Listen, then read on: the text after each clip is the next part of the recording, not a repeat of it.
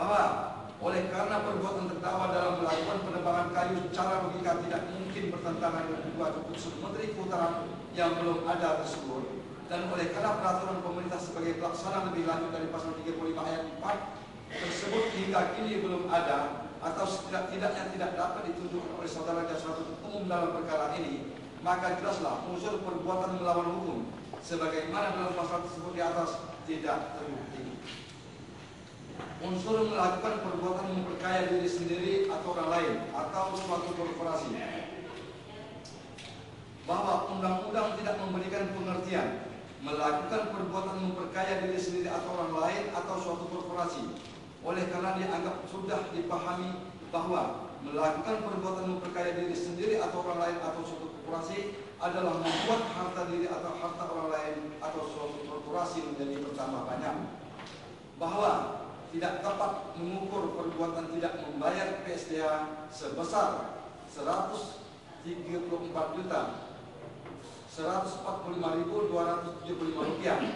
dan DR sebesar 40.252 US dollar sebagai sarana memperkaya diri sendiri atau suatu korporasi atau perusahaan. Oleh karena dengan tidak membayar PS dan DR, si wajib bayar justru akan mengalami kerugian yang lebih besar, yaitu dengan dikenakan akumulasi denda,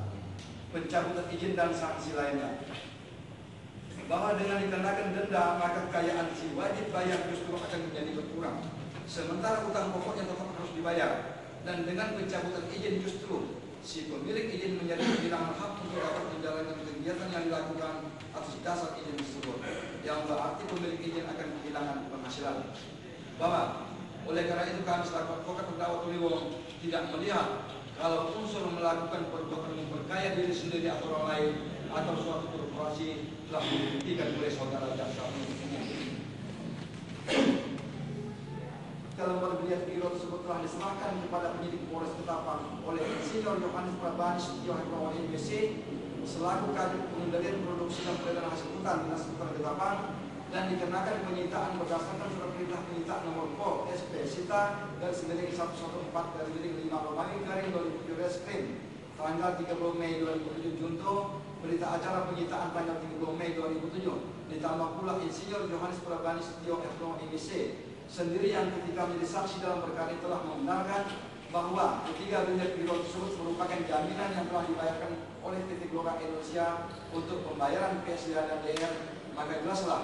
adanya tunggakan PSDH sebesar 145.145.270 rupiah dan DR sebesar 40.252 US dollar bukanlah merupakan sarana memperkaya diri sendiri atau suatu korporasi atau perusahaan. Oleh karena pihak yang menerima jaminan tersebut, yaitu Dinas Kehutanan Kabupaten Ketapang, dengan adanya 3 lembar reguler biro yang jumlahnya jauh lebih besar atau setara dengan jumlah tunggakan PSDA dan DR, kapan saja dapat dicairkan ketiga biro tersebut.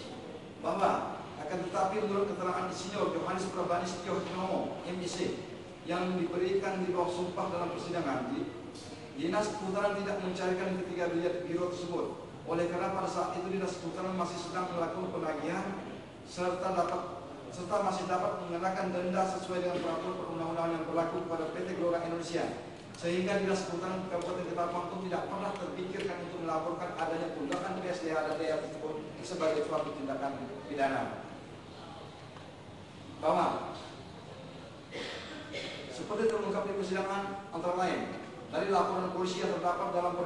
berkas perkara, yaitu laporan polisi nomor Pol LP garing A titik 236 garing 4 Romawi garing 2007 tanggal 26 April 2007, maka jelas pelapor dalam hal perkara itu ternyata bukanlah dari pihak Dinas Kehutanan sendiri, melainkan dari seorang yang tidak ada hubungannya atau kepentingan dengan Dinas Kehutanan. Hal ini membuktikan bahwa Dinas Kehutanan selaku pihak yang paling berwenang dan berkepentingan dalam pembayaran PSDH dan DR tidak pernah merasa dirugikan atau tidak akan dirugikan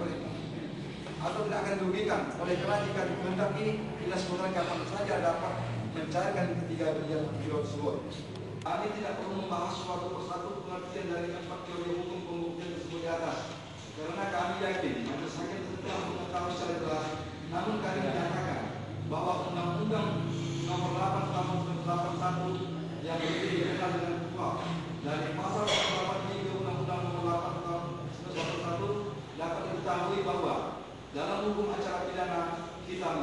sistem pembuktian negatif web teori, yaitu pembuktian yang harus didasarkan pada dua syarat, yaitu satu, harus didasarkan pada alat bukti yang diakui oleh undang-undang sebagai alat bukti yang sah adalah alat bukti yang diatur dalam pasal 184 KUHP, yaitu keterangan saksi, keterangan ahli, surat, kopi, petunjuk, keterangan terdakwa. Negatif tulis pengertian negatif tulis tentang maksud undang-undang adalah bahwa keyakinan hakim saja tidak cukup untuk menyatakan seseorang itu bersalah. Keyakinan hakim harus dibentuk dan paling kurang dari dua alat bukti yang pandang saling mendukung. Dan sebaliknya, walaupun ada 10 orang saksi, tetapi antara saksi-saksi tersebut keterangan mereka berbeda atau bertentangan antara satu dengan yang lain, dengan alat bukti yang lain, atau bertentangan dengan bukti-bukti otentik yang lain, maka keterangan saksi yang diberikan masuk tolak atau dengan kata lain tidak dapat dikatakan sebagai alat bukti yang sah. Demikian teori-teori pembuktian ini kami sampaikan bukan menggurui yang mulia majelis hakim, tetapi kami merasa sangat penting untuk menuangkannya kembali dalam pembelaan ini, dan sekaligus karena saudara jaksa penuntut umum sudah terlalu jauh menyimpang dari cara-cara pembuktian yang dimaksud oleh hukum dan pembuktian yang diatur di dalam KUHP yang kita anut. B. Perihal sistem pertanggungjawaban pidana. Selain menyoroti mengenai asas-asas pembuktian sebagai dasar pengajuan tuntutan dan sekaligus sebagai dasar yang dapat digunakan oleh kekeliruan konsep pemahaman terdakwa atau prinsip hukum untuk menyatakan suatu dakwaan dan tuntutan tidak berdasar hukum, maka kami hendak menelaah serta mencoba untuk meluruskan tentang pertanggungjawaban pidana formal yang berbentuk subsidiaritas ini. Berbicara tentang pertanggungjawaban pidana, maka tidak dapat dilepaskan dengan tindak pidana. Tindak pidana di sini berarti menunjuk kepada dilarangnya suatu perbuatan. Tindak pidana tidak berdiri sendiri, karena baru bermakna manakala dapat dipertanggungjawabkan, manakala dapat pertanggungjawaban pidana. Artinya, setiap orang yang melakukan tindak pidana tidak dengan sendirinya harus dipidana, karena untuk dapat dipidana harus ada pertanggungjawaban pidana. Herman Contour-Smith yang ajarannya diperkenalkan oleh Mulyadno berpendapat bahwa untuk adanya penjatuhan pidana terhadap pembuat diperlukan lebih dahulu pembuktian adanya perbuatan pidana, strafbar handling. Lalu setelah itu diikuti dengan dibuktikan adanya skul atau kesalahan subjektif bagi si pembuat. Skul baru ada sudah ada inkrah, yaitu sifat melawan hukum yang perbuatan. Pertanggungjawaban pidana lahir dengan diteruskan klaim yang objektif terhadap perbuatan yang dinyatakan sebagai tindak pidana berdasarkan hukum pidana yang berlaku, dan klaim diteruskannya.